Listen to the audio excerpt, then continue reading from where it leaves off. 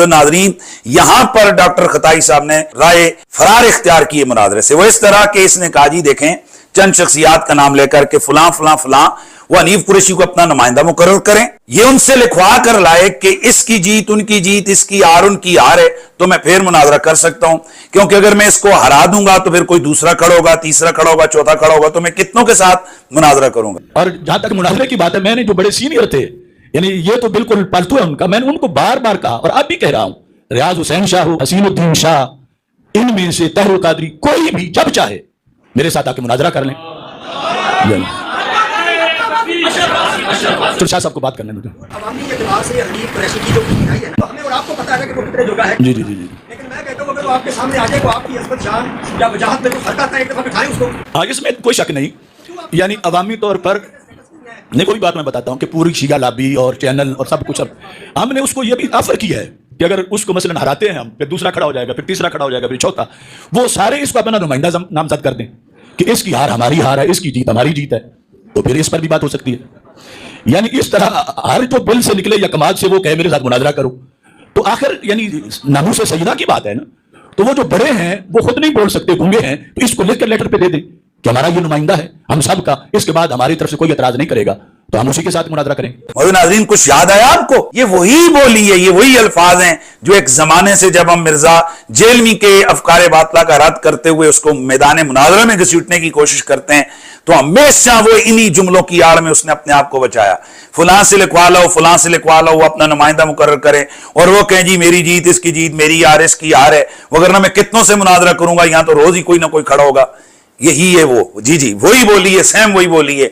अब मुझे नहीं समझ आ रही ये उसका पुत्र है, ये वो इसका पुत्र है, जो वो बोली बोल रहा था यही बोली इसने बोली है, ये उसका स्टूडेंट है, ये वो इसका स्टूडेंट है। आप इसके मुनाजरे के हवाले से देख लें कि तालिबुर रहमान के साथ जब इसका मुनाजरा हुआ, जब मुनाजरे के लिए तालिबुर रहमान आया तो वहां झगड़ा शुरू हो गया, ये कर वो कर, उसी शोर गुगा में मुनाजरा नहीं किया, बाद में मुक्के ले रहा कर इसके जनाब अल्लाह गड़गा के इसकी तकरीरें सुने, कहता है मैं वाबियत को पांव के तले रोंद रहा था। भाई तूने मुनाजरा ही नहीं किया तो तू क्या पांव के तले वाबियत को रोंद रहा था? अल्लाह के फजल और करम से दूसरी तरफ उसी डॉक्टर तालिबुर रहमान जिसके सामने ये जनाब वाला भाग गया, उस डॉक्टर तालिबुर रहमान के साथ फकीर ने 7 घंटे मुनाजरा किया। वो यूट्यूब पे मौजूद है और आप देख सकते हैं कि पहली दफा तारीख में इतना बड़ा उनका मुनाजर था और अल्हम्दुलिल्लाह इस फकीर ने उसकी जुबान से उन इबारात को जनाब कुफरिया जो माबेन निज़ा हमारे मसाइल थे उससे कहलवाया। तो अल्हम्दुलिल्लाह हमने कभी जो है ना वो डींगे नहीं। अल्हम्दुलिल्लाह ये जो एपिसोड हुआ है जलाली साहब का और हनीफ कुरैशी साहब का, इसके बाद हमारे स्टूडेंट्स को अब 100% ये यकीन आ जाना चाहिए कि ये तमाम उलमा जब इन पर बुरा वक्त आता है तो ये सेम वही डॉक्ट्रिन इस्तेमाल करते हैं जो इंजीनियर की डॉक्ट्रिन है, जो पहले ये मानने के लिए तैयार नहीं होते। मसलन ये मौलवी ये बात मानने के लिए तैयार नहीं थे कि इंजीनियर साहब की ये डिमांड दुरुस्त है कि लाखों मौलवियों से मुनाजरा करने की बजाय किसी एक बड़े को नॉमिनेट करो और तुम्हारा बड़ा उसके हक में कह दे कि इसकी जीत मेरी जीत, इसकी हार मेरी हार, और ये वो वीडियो में आकर कहे, लिख के नहीं, एडोब फोटोशॉप में, वीडियो में, और वो वीडियो भी एआई की नहीं ओरिजिनल होनी चाहिए, तो उसके साथ बैठा जाए। हमारे स्टूडेंट्स कहते थे नहीं जी आप किसी एक के साथ बैठ जाएंगे मान जाएंगे। अल्लाह का शुक्र है डॉक्टर जलाली साहब ने वीडियो में यह बात हनीफ कुरैशी साहब को ऑफर करके हमारी बात के ऊपर मोहर लगा दी। और इसकी तकलीफ हनीफ कुरैशी साहब को कैसे हुई, उन्होंने कहा कि नाजरीन गौर से सुने, अब ये आपने बताना है कि जलाली इंजीनियर का पुत्र है या इंजीनियर जलाली का पुत्र है। और भाई ये सारे इंजीनियर के ही पुत्र हैं।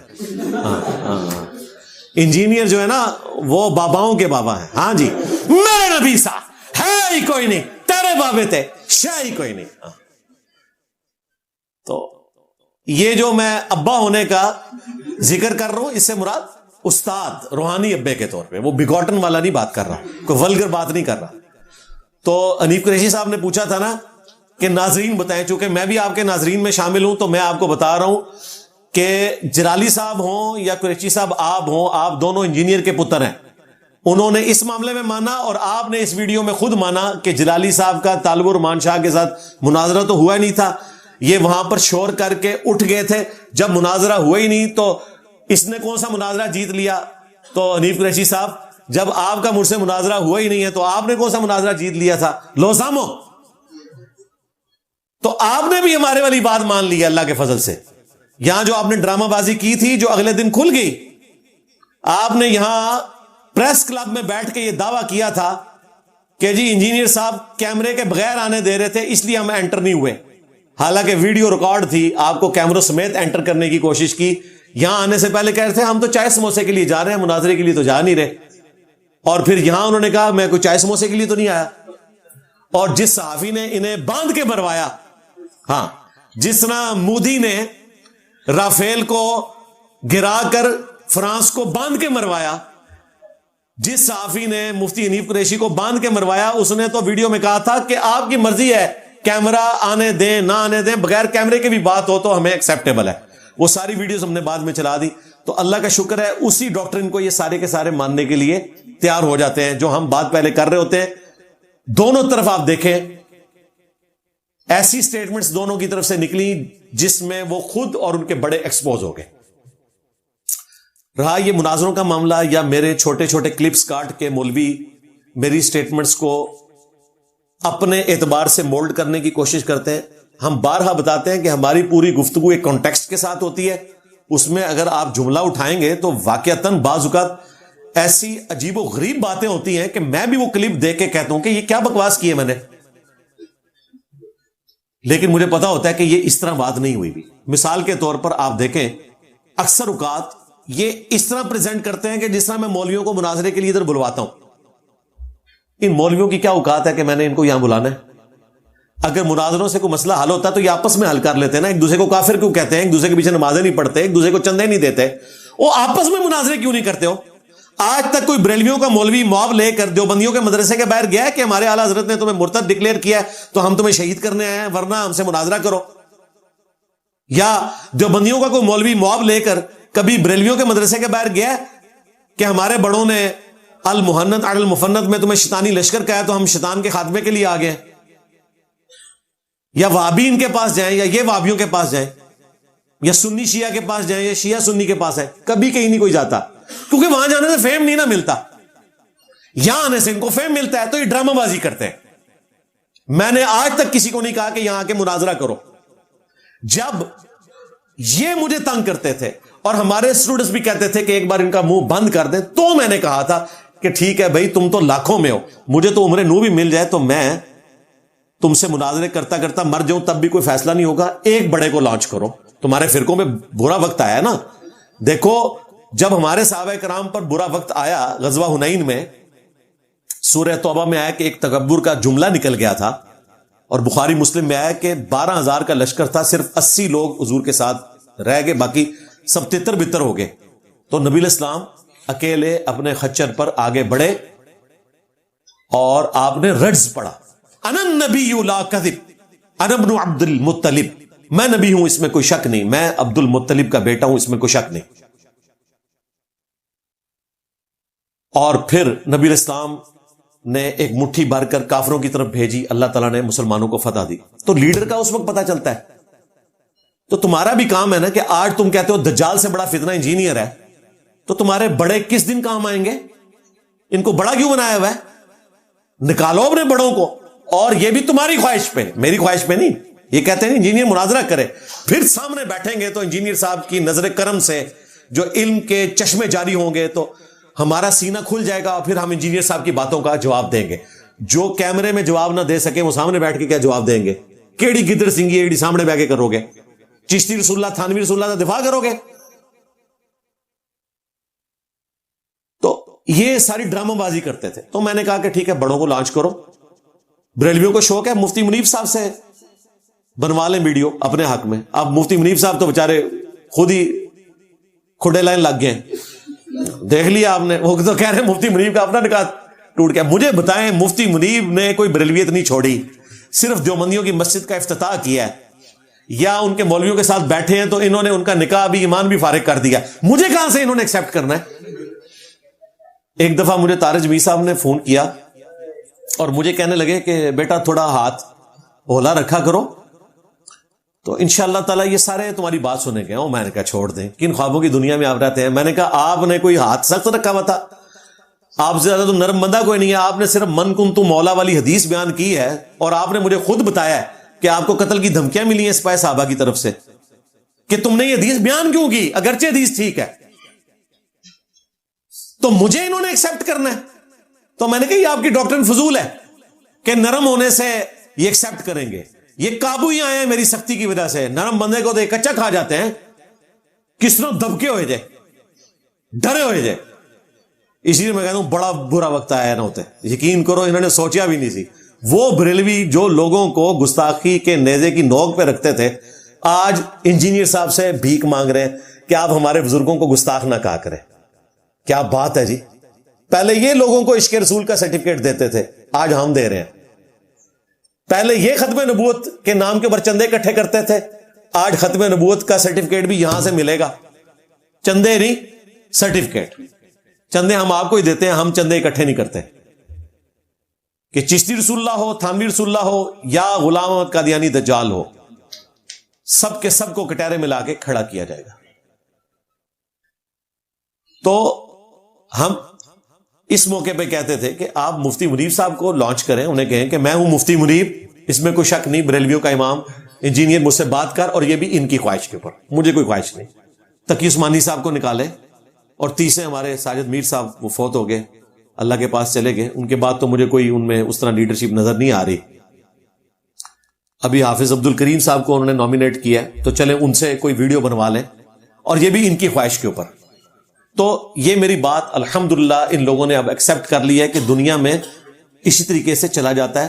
ادروائز اگر آپ اس طرح معاملات کو لے کر چلیں گے کہ ہر بندہ اٹھ کے مرنے سے پہلے انجینئر کے خلاف ایک کلپ بنا دے, مرنے سے پہلے انجینئر سے مناظرہ کر لے, اس کا کوئی اینڈ رزلٹ نہیں. بھائی جو تم نے مجھ سے مناظرہ کرنا ہے وہ ویڈیو میں جواب ریکارڈ کروا دو. ویڈیو میں کوئی جواب ریکارڈ نہیں ہوتا, اور جب یہ کرواتے ہیں پکڑے جاتے ہیں. جو کروا رہا ہے وہ پکڑا جا رہا ہے. اور ہم یہی چاہتے تھے کہ ارشاد بھٹی صاحب کے ذریعے, اور یہ ایکٹیویٹی انہوں نے اپنی مرضی سے کی ہے, میں نے نہیں انہیں ورگلایا کہ جی فلاں بندے سے جا کے آپ اس کو تنگ کریں. ہاں ہم نے ہیلپ آؤٹ ان کو ضرور کی ہے, ظاہر ہے جو بھی ہم سے رابطہ کرتا ہے ہم ہیلپ آؤٹ ضرور کرتے ہیں کہ بھئی یہ سوال ہیں جو پوچھے جانے چاہیے. اور رہے ان علماء کے سوالات کے جوابات, وہ ہم نے آلریڈی ریکارڈ کروا دیے, اور ان کے سارے اعتراضات لے کر بھٹی صاحب میرے پاس آ چکے تھے. پھر بھی میں نے ان کو آفر کی ہے کہ ان سب سے ہو کر آپ اینڈ پہ دوبارہ میرے پاس آئیں. اگر کوئی تشنگی رہ گئی تھی تو میں دوبارہ ٹائم دوں گا, اور وہ انشاءاللہ تعالی یہ سب سے ہو کر آئیں گے ادھر دوبارہ. تو یہ جو ہماری ڈیمانڈ تھی یہ انہوں نے الحمدللہ ایکسپٹ کر لی ہے مناظرے کے پوائنٹ آف ویو سے. میری تو خواہش ہے کہ مناظرہ ہو, اس کے بعد آپ کو پتہ چل جائے کہ مناظروں میں سے کچھ نہیں نکلتا, جو جدھر لگا ہوا ہے وہ وہیں پر لگا رہتا ہے. اور ان کی آپس میں نفرت کا حال دیکھیں, دونوں بریلوی ہیں, جلالی پارٹی بھی, حنیف قریشی پارٹی بھی.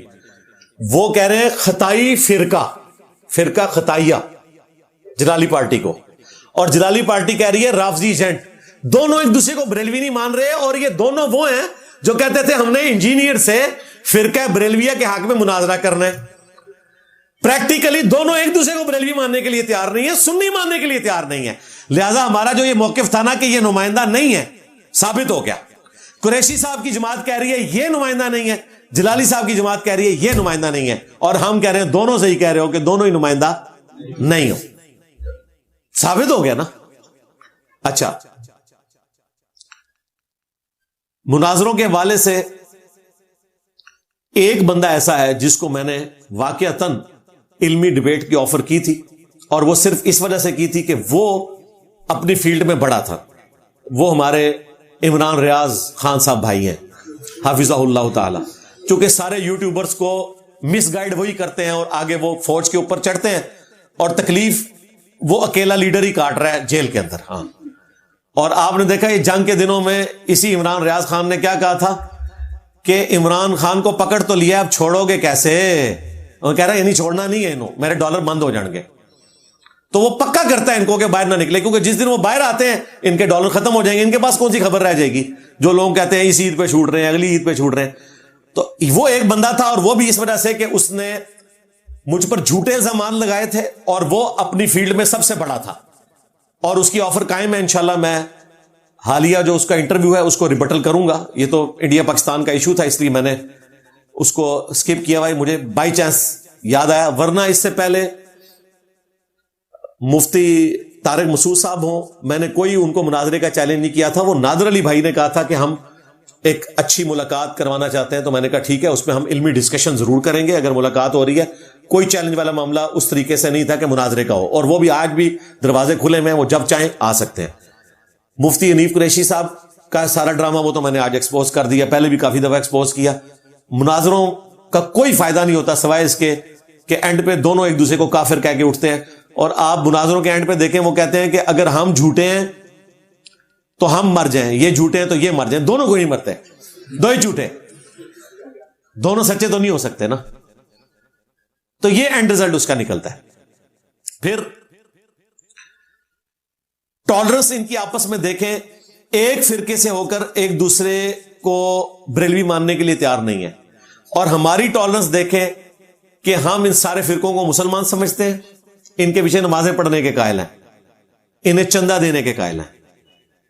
یہ اپنے فرقے والوں کو بھی سنی ماننے کے لیے تیار نہیں ہے, ایک دوسرے کو چندہ دینے کے قائل نہیں ہے, ایک دوسرے کی مسجدوں میں نماز پڑھنے کے لیے تیار نہیں ہے. اور الحمدللہ ہم نے کوئی چندہ بک نہیں بنائی, کوئی مدرسہ نہیں بنایا, کوئی مسجد نہیں بنائی. الٹا ہم کہتے ہیں ان کے پیچھے نمازیں پڑھو, انہیں چندے دو اور انہی کی خدمت کرو. اس سے بڑھ کر کیا ثبوت ہوگا کہ فرقہ کون ہے؟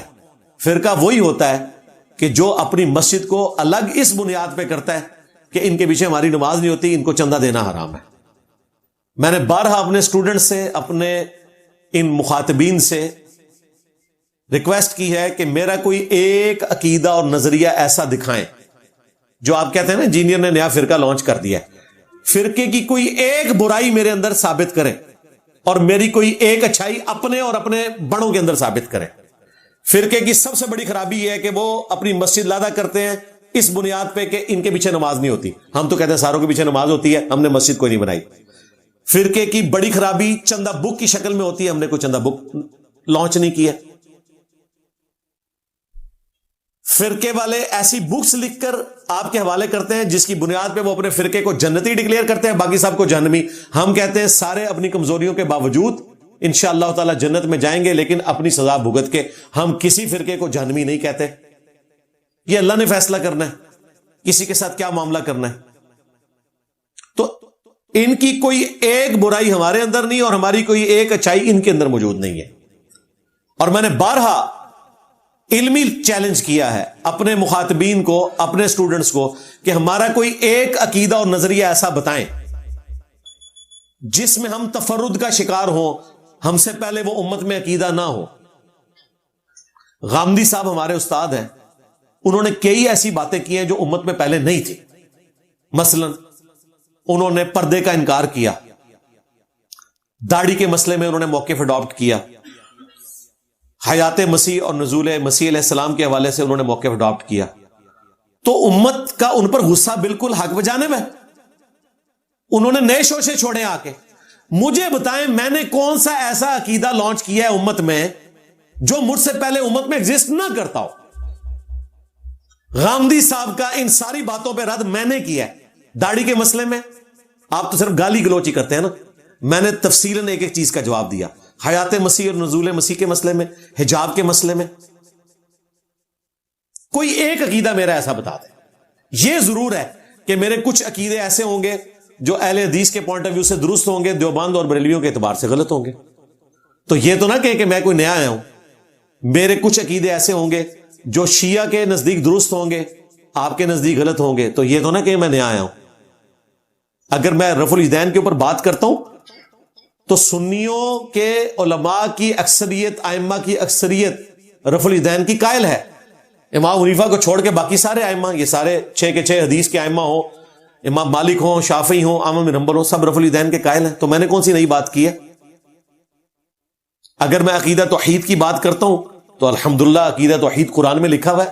اہل حدیث بھی وہی عقیدہ توحید بیان کرتے ہیں, اگرچہ وہ حکمت کے تحت بزرگ بابوں کے اوپر ہاتھ ہولا رکھتے تھے, میں پڑ کے رکھتے نے. ہاں میں بھی فراڈی ہے جائے, حضرت کہنا چھوڑو انہوں نے, سب یہ کچھ سمجھے. اس کی وجہ سے لوگوں نے توحید قبول کی ہے. اسی طریقے سے بنو امیہ کے حوالے سے جو میرا موقف ہے بخاری مسلم سے میں نے بیان کیا, شیعہ کی کتابوں سے تو بیان نہیں کیا. تو امام بخاری امام مسلم جو ہے وہ اہل سنت کے ائمہ ہیں. آپ کے پلے کون سی شے ہے اگر بخاری مسلم نہیں رہتی تو؟ اور پھر مجھ سے زیادہ ورسٹ عقیدہ بنو امیہ کے حوالے سے شیعہ کے ہاں پایا جاتا ہے.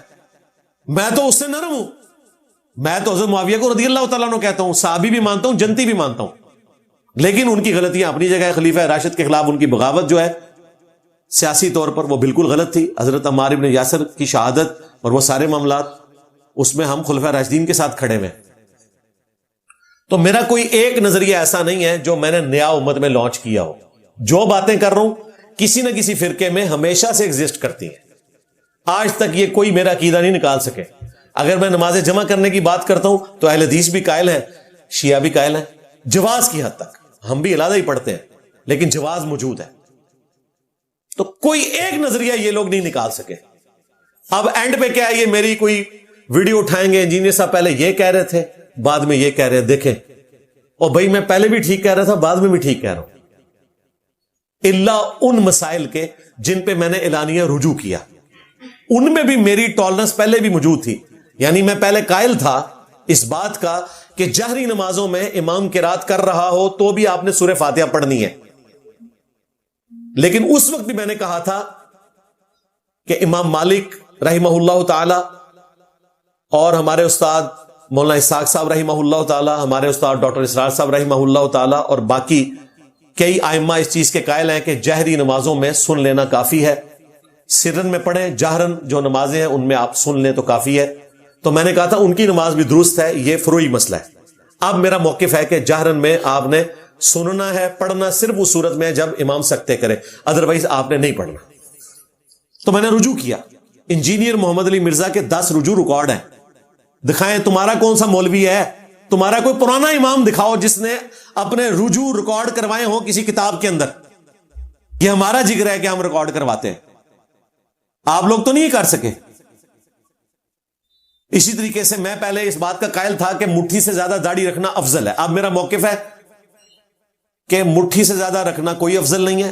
مٹھی داڑھی سنت ہے, اگر کوئی زیادہ رکھنا چاہتا ہے جائز ہے, افضلیت والا کوئی معاملہ نہیں. کیونکہ نبی الاسلام کی داڑھی مٹھی سے زیادہ نہیں ہوئی, میری مٹھی سے زیادہ ہے, میں کاٹتا نہیں ہوں. میں قائل ہوں کاٹنے کا مٹھی کے بعد, میں تو مٹھی سے پہلے بھی کاٹنے کا قائل ہوں, لیکن میں نے اس معاملے میں نرمی اختیار کی. پہلے میں قائل نہیں تھا کہ مزارات کے اوپر جایا جائے, اب میں قائل ہوں کہ آپ مزاروں پہ جائیں اور وہاں بلند آواز سے کہیں کہ یہاں جو بابا جی دفن ہیں ان کے اگلے پچھلے چھوٹے بڑے جو یہ چھپ کے کرتے رہے, جو اعلانیہ کرتے رہے, وہ سارے گناہ اللہ معاف کر, ان کی قبر میں کیڑے نہ پڑے, یہ دعا کریں, جائیں. میں نے اعلانیہ رجوع کیا. لیکن میری وہ سٹیٹمنٹس جو میں نے دونوں مواقع کے اوپر صحیح بولی ہوئی ہیں وہ کنٹراڈکٹری نہیں ہے. وہ آپٹیمل سولوشن اس کا تلاش کیا جائے گا. جس طرح قرآن حکیم میں اکا دکا نہیں درجنوں سٹیٹمنٹس ہیں جو آپس میں ٹکراتی ہیں, اس کی تطبیق کرتے ہیں پھر مفسرین کہ یہ کس کانٹیکسٹ میں بات ہوئی ہے, یہ کس کانٹیکسٹ میں بات ہوئی ہے. 180 ڈگری سٹیٹمنٹس ہیں قرآن حکیم میں. اگر یہ قرآن کی آیات نہ ہوتی اور میں نے بولا ہوتا تو انہوں نے کلپ بنا دینا تھا. اس طرح کلپ نہیں بنتے بھائی, آؤٹ آف کانٹیکسٹ چیزیں کاٹ کے. بیک وقت دونوں باتیں 180 ڈگری بھی درست ہو سکتی ہیں, وہ کس کانٹیکسٹ میں بات ہو رہی ہے. مثلا ایک مثال میں آپ کو موٹی سی دے دیتا ہوں. سورہ الشورى میں اللہ تعالی نے فرمایا انک لتہدی الی صراط مستقیم, بے شک اے محبوب صلی اللہ علیہ وآلہ وسلم آپ ضرور بالضرور لوگوں کو ہدایت کے راستے کی طرف رہنمائی کرتے ہیں. اور یہ ہمارا بنیادی عقیدہ ہے. اگر کسی کا یہ عقیدہ نہیں ہے تو مسلمان ہی نہیں ہے. ہمارے ہادی ہمارے مرشد کون ہے؟ محمد رسول اللہ صلی اللہ علیہ وآلہ وسلم, جن کی قبر مدینے میں ہے. الحمدللہ قرآن نے بالکل واضح بتایا کہ نبی الاسلام بالضرور ہدایت کی طرف رہنمائی کرتے ہیں. لیکن سورۃ القصص میں جا کے اللہ تعالیٰ نے فرمایا انک لا تہدی من احببت ولکن اللہ یہدی من یشاء. اے نبی بے شک تم ہدایت نہیں دے سکتے اس کو جس سے تم محبت کرتے ہو، بلکہ اللہ جسے چاہتا ہے ہدایت دیتا ہے۔ 180 ڈگری سورہ الشورى میں آیا انک لتہدی، لام کے اوپر زبر آئے تو تاکید، بے شک، انا بھی آ چکا، بے شک ضرور بالضرور تم ہدایت دیتے ہو۔ اور سورۃ القصص میں کیا آیا؟ انک لا تہدی، بے شک تم ہدایت نہیں دیتے۔ اب کلپ کٹے گا، مولوی دیکھیں نا آپ نے، کئی مولوی ہیں بریلوی دیوبندی اہل حدیث، وہ جی سے پہلے یہ کہہ رہے تھے، ایک لیکچر میں کیا نہیں یہ کہہ رہے ہیں، وہ دونوں جگہ سے ہی کہہ رہا ہوں۔ اللہ تعالیٰ بھی دیکھیں سورہ شورى میں یہ کہہ رہا تھا اور سورہ القصص میں یہ کہا انک لتہدی اور انک لا تہدی،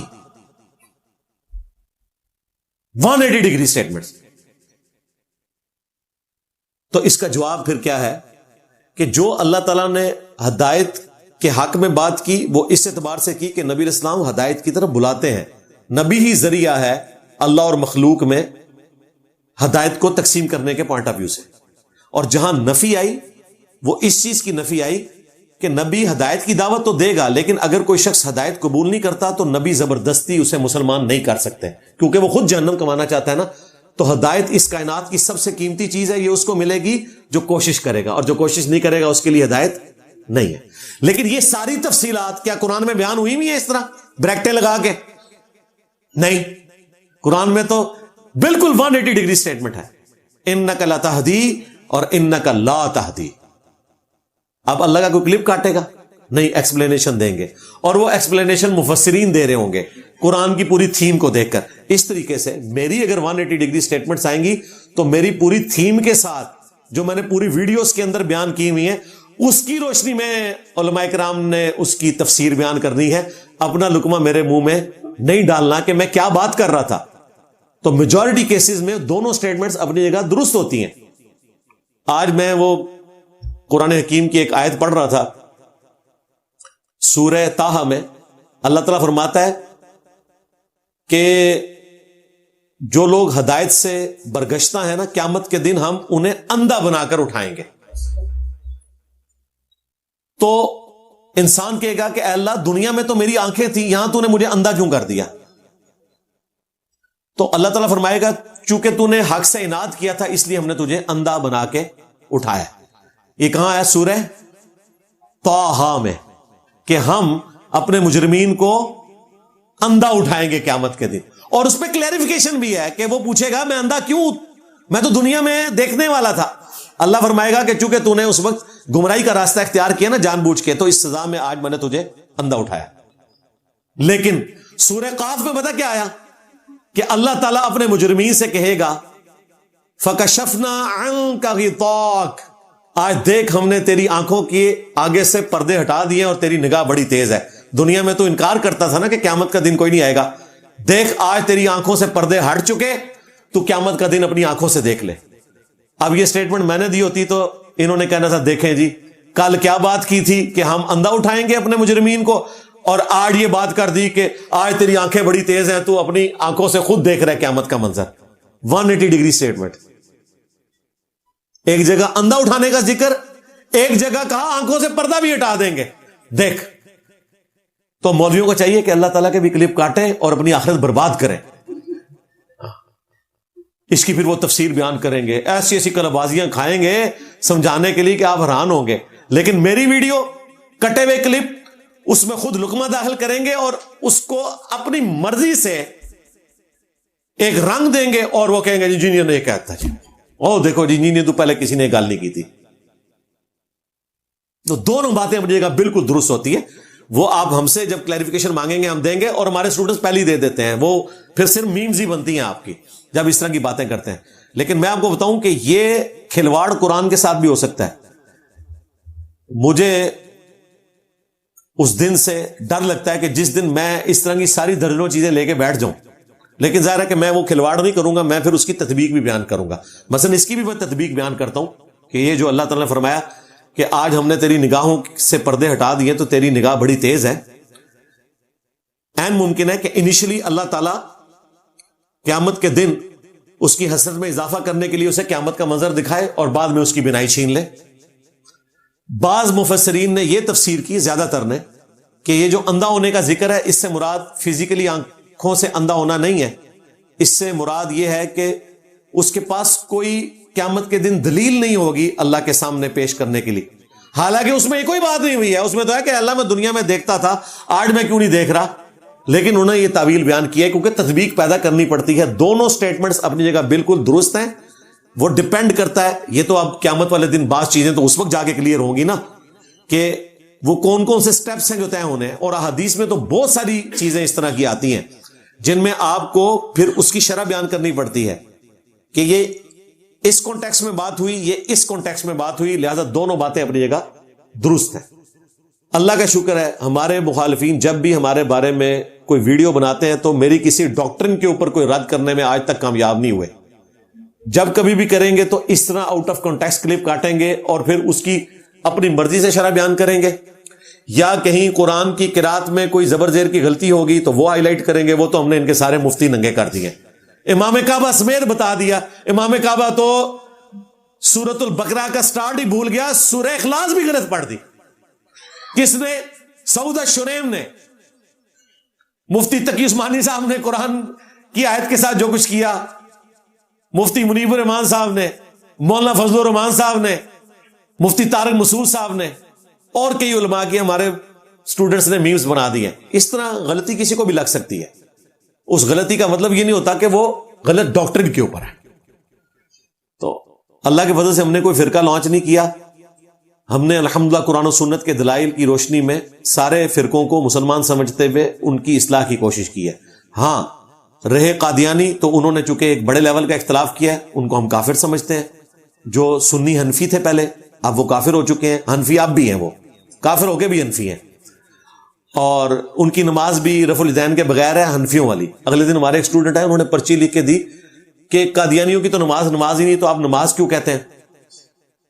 اب لاجیکلی ان کی بات درست تھی. تو میں نے ان کو کہا کہ عرف عام میں یہی بات ہوتی ہے.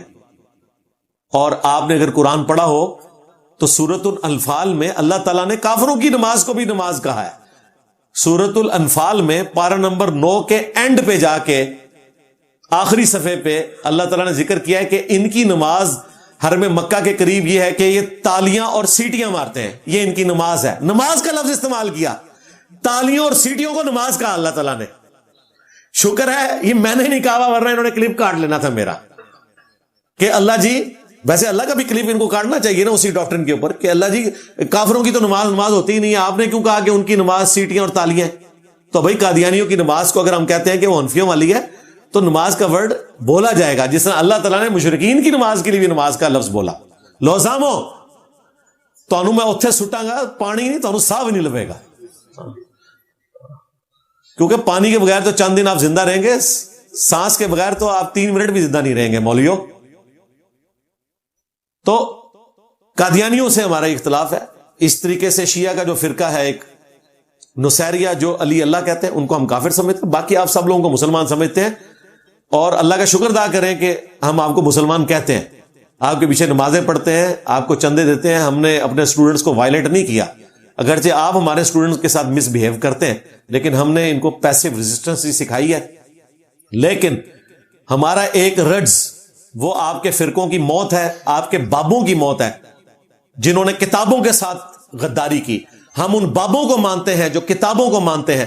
جو کتابوں کے غدار ہیں بابے, ان کو ہم نہیں مانتے, کیونکہ ہم نے ان کی عزت ہی کتابوں کی وجہ سے کی تھی, اور سب سے بڑھ کر اللہ اور اس کے رسول کی وجہ سے کی تھی. جنہوں نے اللہ اور اس کے رسول کے ساتھ غداری کی, عز وجل و صلی اللہ علیہ وآلہ وسلم, سواریاں مکے اور مدینے کی آوازیں لگا کر سوار کی, لیکن پھینکی بغداد میں, اجمیر میں, بریلی میں, دیوبند کے اندر, اور دین کے نام کے اوپر جدادیں بنائی, لیکن دین ان کو اپنے بابوں کا بتایا. ان کا علاج ہمارا ایک رڈز ہے. کون سا؟ میں نبی سا ہے ہی کوئی نہیں, تیرے بابے تے شاہ ہی کوئی نہیں. صلو علی محمد و آل محمد, اللہم صلی علی محمد وعلی آل محمد واصحاب محمد وازواج محمد وامت محمد اجمعین الی یوم الدین, آمین.